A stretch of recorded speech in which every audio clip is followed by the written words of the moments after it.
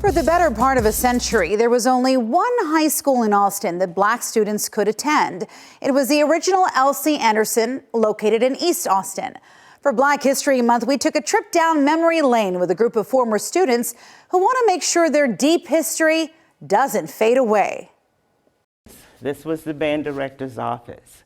So he would come out, and where you're standing now is where our podium was. The memories come flooding back for Barbara Spears Corbett. That's me. And I'm honored to say that I was the drum major. The year was 1970. Mr. Patterson, who was also a student. Little did Barbara know she would be one of the last students of the segregation era to attend the original L.C. Anderson High School. 1 year later, the school would be temporarily shut down to comply with the federal desegregation order. Integration was a blessing and a curse. It was a blessing because the constitutional provisions that were applicable to all citizens became applicable to us.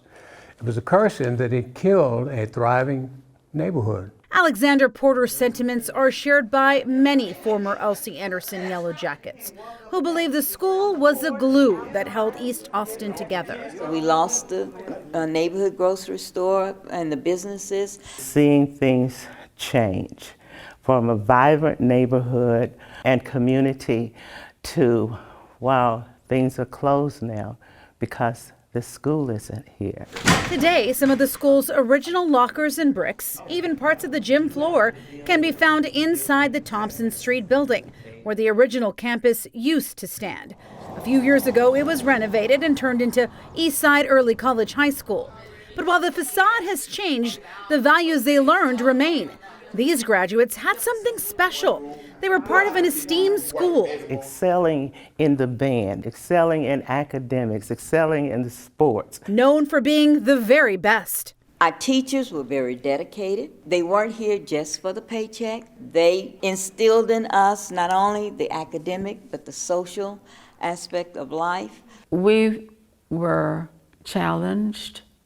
We were supported. Supported to become the best Austin had to offer, no matter what constraints society placed on them at the time. Anderson High School provided the basics for doctors, lawyers, dentists, fire department, all these things that were segregated. You got the idea that you really wanted to be the best person that you could.